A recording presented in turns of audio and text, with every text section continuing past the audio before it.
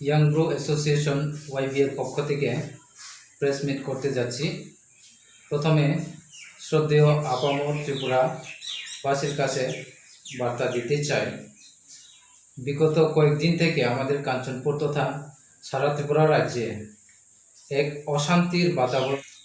গত 23শে জানুয়ারি দেশপ্রেম দিবস নাম দিয়ে সেই মঞ্চের হইতে এক হিংসার বার্তা দেওয়া এবং আমাদের ত্রিপুরার মহারাজা বুবাগ্রার প্রতি ব্যক্তিগতভাবে আক্রমণ করা, এইসব বিষয়ে আমরা ইয়াং গ্রো অ্যাসোসিয়েশন YBA নিন্দা এবং তীব্র প্রতিবাদ জানাই।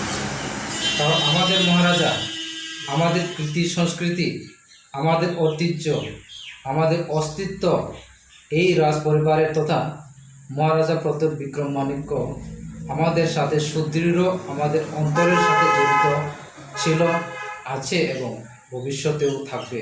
অর্থাৎ আমাদের বুবাগ্রাকে ব্যক্তিগত আক্রমণ করা, মুকুটহীন সম্রাট বলে গালিগালাজ করা, মানে আমাদের সমস্ত ত্রিপুরা জাতি, ত্রিপুরাসাদের অন্তরে আঘাত করা, যেটা আমরা মেনে নিতে পারবো না। তাছাড়া চন্দন চ্যাটার্জি, অনুপ নাটরা মঞ্চে এবং ফেসবুক লাইভের মাধ্যমে ইতিহাসকে বিকৃতভাবে ব্যাখ্যা করে, বিশেষ করে যুব সমাজের কাছে ভুল ইতিহাসকে প্রস্তুত করে উস্কানি দিয়ে বাঙালি ও ত্রিপুরাসাদের মধ্যে শান্তি ও সম্প্রীতি নষ্ট করার চেষ্টা চালিয়ে যাচ্ছে, জাতি দাঙ্গা লাগানোর চেষ্টা করছে।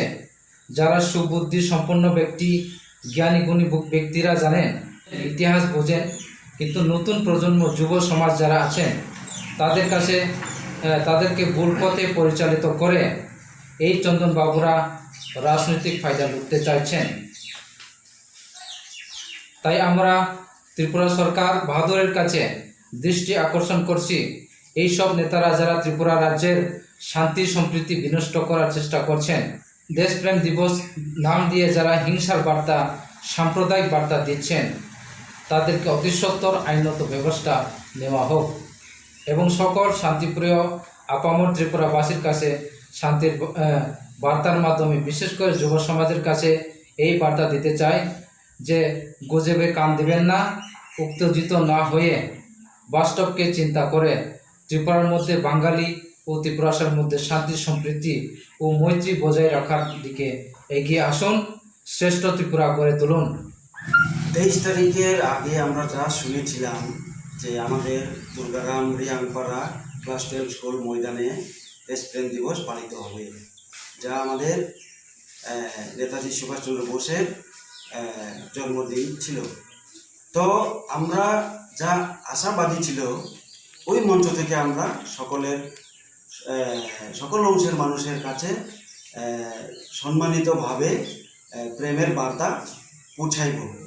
কিন্তু যেদিন আমরা 23 তারিখে দেখতে পেলাম, ঘন্টার পর ঘন্টা আমরা সেই মঞ্চ থেকে যা বার্তা এসছে তা আমরা দেখছি এবং শুনেছি যে এখান থেকে কোনো প্রেমের বার্তা আসেনি।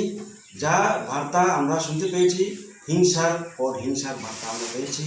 যার কারণে আমরা এই কথা বলতে চাই যে আমাদের নেতাজি সুভাষচন্দ্র বোস কি হিংসাবাদী ছিল?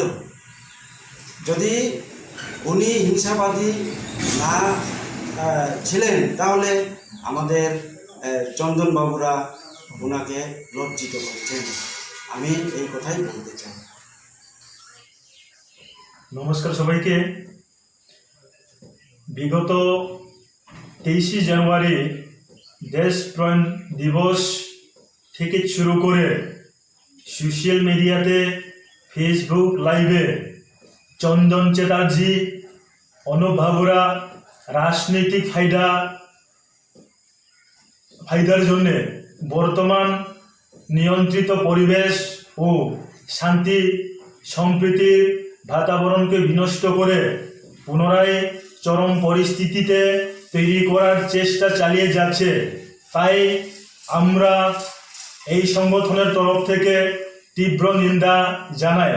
তাই ভবিষ্যতে কাঞ্চনপুর তথা ত্রিপুরা রাজ্যে ত্রিপুরাসা এবং বাঙালিদের মধ্যে সাম্প্রদায়িক পরিস্থিতি তৈরি হলে নাগরিক সুরক্ষা মঞ্চ এবং চন্দন চ্যাটার্জি, অনুপ বাবুরা সম্পূর্ণ দায়ী থাকবে। ধন্যবাদ।